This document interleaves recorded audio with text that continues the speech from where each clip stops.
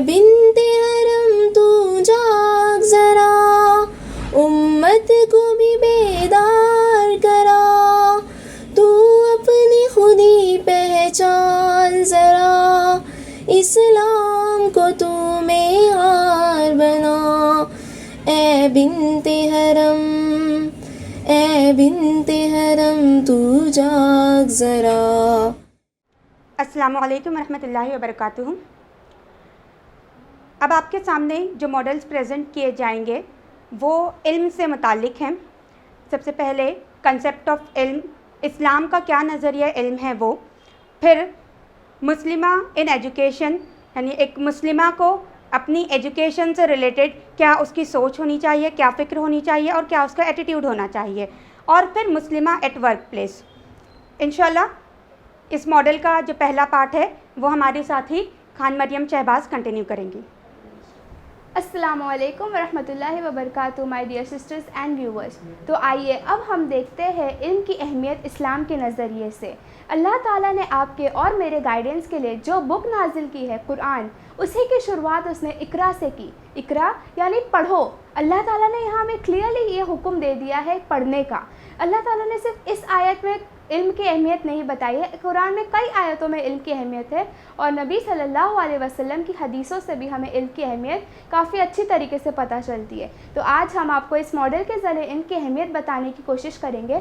سب سے پہلے ہم یہاں یہ دیکھتے ہیں کہ ایک اسکول گوئنگ گرل جو علم حاصل کرنے، تعلیم حاصل کرنے اسکول جا رہی ہے، تو یہاں ایک حدیث آتی ہے Verily the angels lower their wings for the seeker of knowledge۔ اس سے ہمیں یہ پتہ چلتا ہے کوئی اگر علم حاصل کرنے جا رہا ہے، نالج سیکھ کرنے جا رہا ہے، تو فرشتے جو اینجلز ہیں وہ اپنے پر ان کے راہ میں بچھا دیتے ہیں۔ اور اگر ہم آگے بڑھتے ہیں تو یہاں ہم یہ دیکھ رہے ہیں کہ یہاں پہ فشز ہیں جو ندی میں ہیں، وہ فشز دعا کرتی ہیں، اور یہاں اور آگے بڑھتے ہوئے یہاں چوٹیاں ہیں، وہ چوٹیاں جو اللہ تعالیٰ کی سب سے چھوٹی مخلوق ہے، وہ اپنے گھروں میں، اپنے بلوں میں ہمارے لیے دعا کرتی ہیں۔ تو یہ دعا کن کے لیے ہو رہی ہے؟ یہ دعا ان کے لیے ہو رہی ہے جو علم حاصل کر رہے ہیں، جو نالج سیکھ کر رہے ہیں۔ اور اگر ہم جائز نالج حاصل کریں گے، جائز علم حاصل کریں گے، تو انشاءاللہ اللہ تعالیٰ ہمارے لیے جنت کا راستہ آسان کر دے گا۔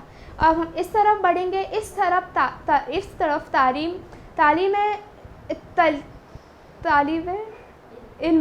طرف طالب علم کے بارے میں ہم بتا رہے ہیں، دس ایجوکیشن آف اسٹوڈنٹس۔ یہاں پہ ہم نے دیکھا اللہ تعالیٰ نے کس طریقے سے علم ہمارے اوپر واضح کر دیا ہے۔ تو اب ہم یہ دیکھتے ہیں کہ ہمارا کیا رول ہے اس میں۔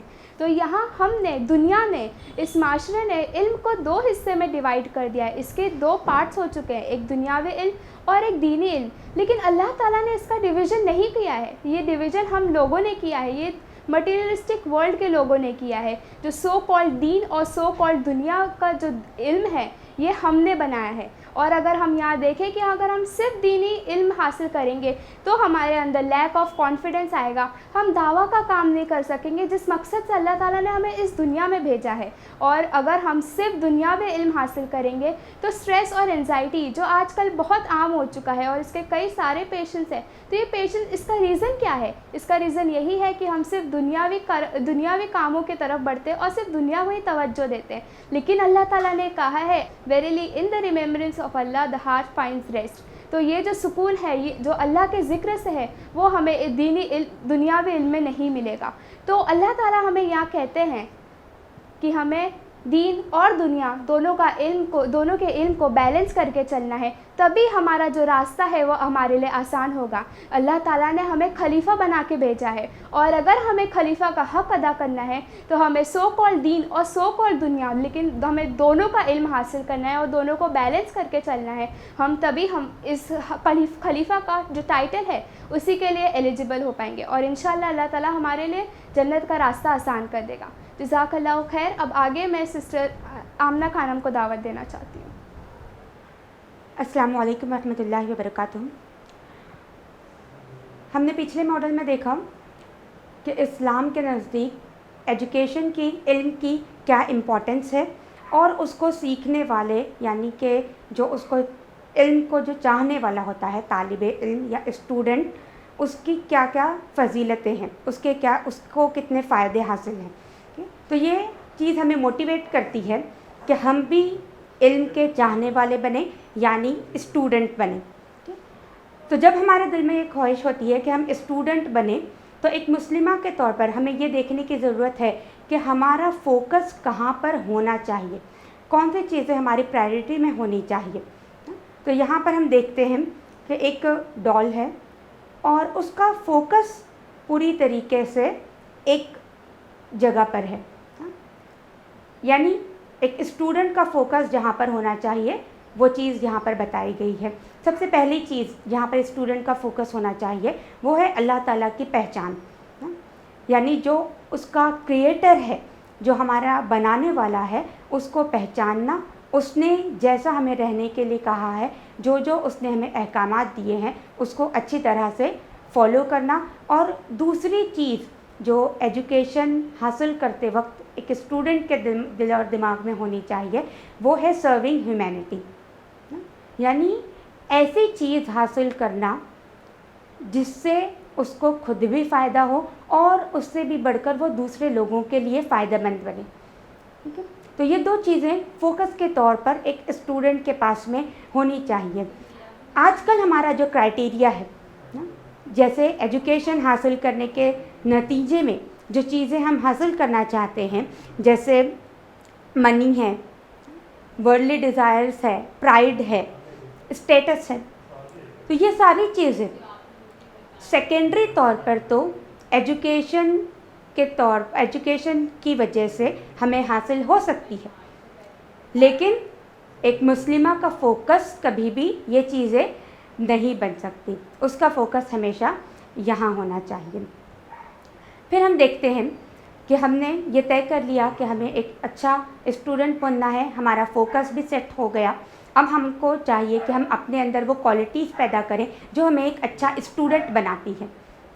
तो कुछ क्वालिटीज़ हैं जैसे कि हम हमारे टीचर्स के, हम अल्लाह ताला के और हम अपने सारे बड़ों को उनके थैंकफुल होने चाहिए। एक स्टूडेंट का मामला बड़ों के साथ में रिस्पेक्ट वाला होना चाहिए, अपने फ्रेंड्स के साथ में बहुत फ्रेंडली माहौल उनका होना चाहिए, बहुत फ्रेंडली बिहेवियर उनका होना चाहिए, और साथ में चीटिंग वाला मामला स्पेशली स्टूडेंट्स को ध्यान रखना है कि उनका मामला चीटिंग वाला बिल्कुल भी नहीं होना चाहिए।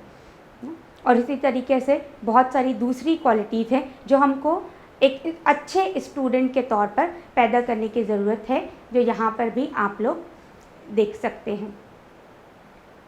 तो ये कुछ क्वालिटीज़ हैं, ये बेसिक क्वालिटीज़ हैं जो हमको एक स्टूडेंट के तौर पर अपने अंदर पैदा करने की ज़रूरत है। जब हम बेसिक एजुकेशन से आगे बढ़ते हैं तो हमारे सामने बहुत सारे करियर ऑप्शंस आते हैं। तो हमारे सामने ये सवाल भी पैदा होता है कि एक अच्छी मुस्लिमा के तौर पर हम किस करियर को चूज़ करें, कहाँ पर हम जाएं कि जहाँ पर अल्लाह ताला की नाराज़गी नहीं हो। तो अल्लाह ताला ने हमारे लिए क्राइटेरियाज़ भी मुकर्रर कर दिए हैं कि कौन कौन सी फील्ड्स हैं जहाँ पर हम जा सकते हैं या किस तरह की फील्ड्स हैं जहाँ पर हम जा सकते हैं। तो किसी अल्लाह ताला ने ऐसी कोई बाउंड्री नहीं लगाई है कि यहाँ जाना है बिल्कुल और यहाँ नहीं जाना है। अल्लाह ताला ने हमारे लिए कुछ क्राइटेरियाज़ बता दिए हैं, अगर हम उनको फॉलो करते रहें, अगर हम उनके ख़िलाफ़ नहीं जाएं, तो बहुत अच्छी तरीके से अपने इंटरेस्ट को देखते हुए हम अपना प्रोफेशन भी चूज़ कर सकते हैं और उसमें बहुत ज़्यादा आगे बढ़ सकते हैं और अल्लाह ताला के हुक्म के मुताबिक लोगों के लिए फ़ायदेमंद भी बन सकते हैं। तो देखते हैं कि क्राइटेरियाज़ क्या है। तो सबसे पहला जो क्राइटेरिया है वो है विमेनहुड, यानी अल्लाह ताला ने हमें जैसा बनाया है, जो सेक्स हमें दी है, जैसा कि अल्लाह ताला ने हमें एक लड़की बनाया है, तो हमें ऐसे प्रोफेशंस नहीं चूज़ करना है जहाँ पर हमें अपने विमेनहुड या निस्वानियत को कुर्बान करना पड़े किसी भी लेवल पर। दूसरी चीज़ है पर्दा। अल्लाह ताला ने पर्दे के अहकामात मर्दों और औरतों दोनों के लिए दिए हैं, तो जिस लेवल पर और जिस तरीके से हमारे लिए हुक्म है हमको उसे फॉलो करना चाहिए। फिर है हमको ऐसा प्रोफेशन चूज़ करना चाहिए जिसमें हमारी अर्निंग हलाल हो। फिर आगे चलकर हम ये भी देखें कि कोई ऐसा हमारा ज़रिया ना हो प्रोफेशन को चूज़ करने का, या वहाँ पर जाने के बाद हमको कोई ऐसा काम नहीं करना पड़े जो इंसाफ से हटकर हो।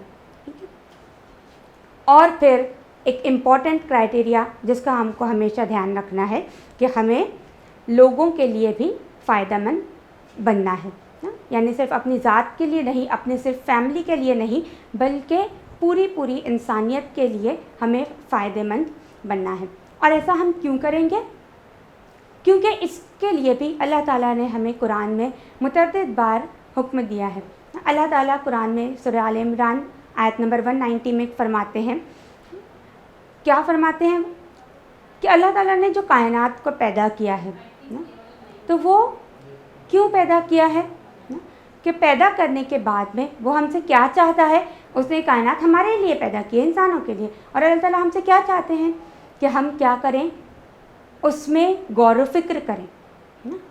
और अल्लाह ताला ने आगे उस आयत में यही फरमाया कि जो अक्ल वाले लोग हैं, जो उलुल अलबाब हैं, वो क्या करते हैं, कायनात की चीज़ों में गौर व फिक्र करते हैं। और वो गौर व फिक्र करके क्या करते हैं, वो अल्लाह ताला को पहचानते हैं। ये गौर व फिक्र उनको अल्लाह ताला तक लेकर जाता है, और फिर यही वो चीज़ है, यही वो जज्बा है उनके अंदर जो उनको मोटिवेट करता है कि वो खुद के लिए भी और लोगों के लिए भी फ़ायदेमंद बने।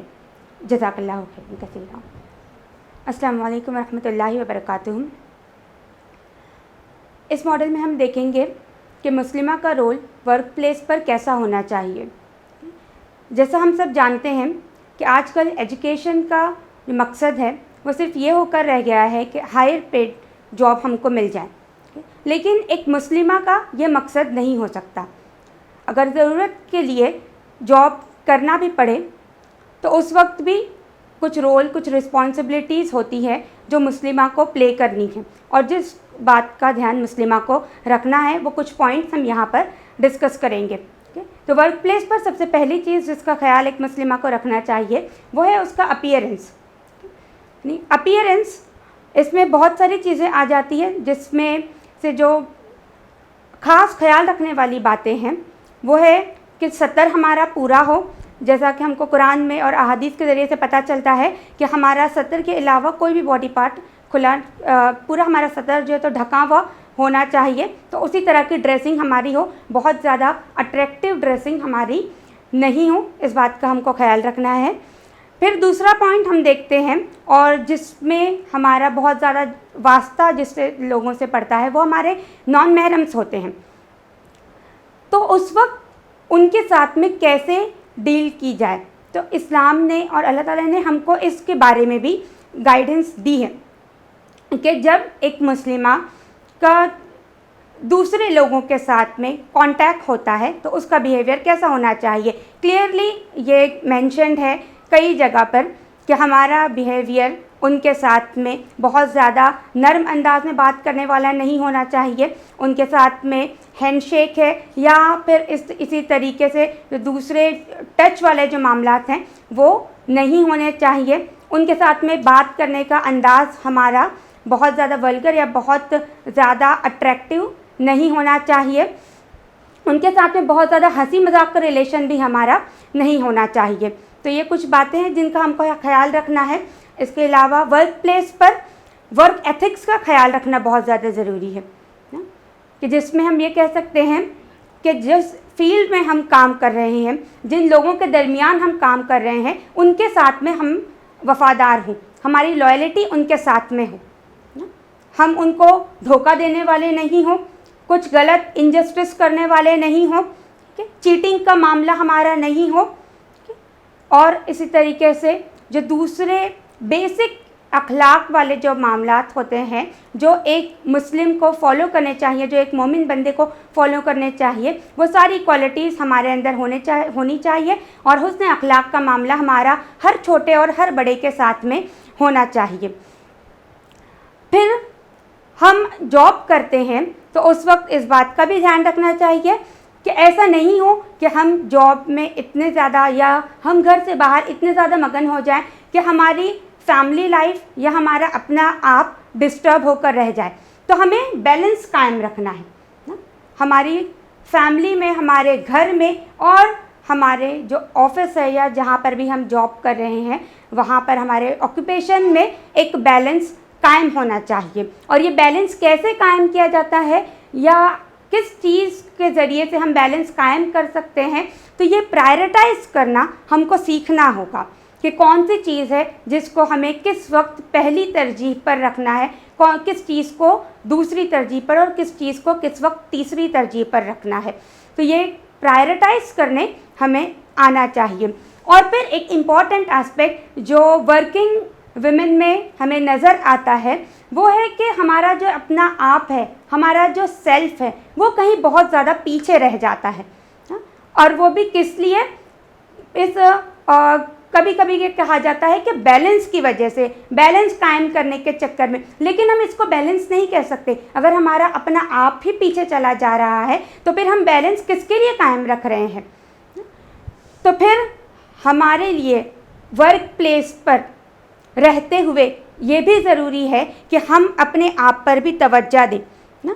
और इसका ये मतलब नहीं है कि हम सेल्फिश बन जाएं ना, या बिल्कुल सेल्फ ओरिएंटेड होकर रह जाएं ना, बल्कि सिर्फ ये कहा जा रहा है कि आपकी जो अपनी हेल्थ है, आपके जो अपने इंटरेस्ट हैं ना, और आपकी जो सोशल एक्टिविटीज़ हैं, आप उसको भी पूरा करते रहें। अपने इंटरेस्ट पर भी आप तवज्जो दें, अपनी हेल्थ पर भी तवज्जो दें, और साथ साथ में जो सोशल सर्विस के काम है जिसकी वजह से आपको इत्मीनान क़ल्ब और सुकून क़ल्ब हासिल हो सकता है, उस पर भी आप तवज्जो दें। और ये काम सिर्फ एक फॉर्मेलिटी के तौर पर नहीं करें, बल्कि अल्लाह ताला ने जो आपको मौका दिया है और अल्लाह ताला ने जो आपके लिए फ़र्ज़ किया है कि आपको दूसरे लोगों के फ़ायदेमंद बनना है, तो उस चीज़ को पूरा करने के लिए आपको ये काम करना है। यानी सेल्फ का जो आपके लिए लव है, अपने आप के लिए जो आपकी मोहब्बत है, वो आपको सेल्फिश नहीं बनाती।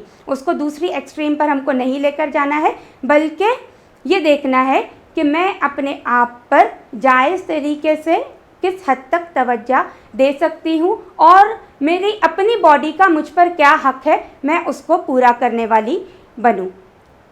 जज़ाकल्लाहु खैरन कसीरा।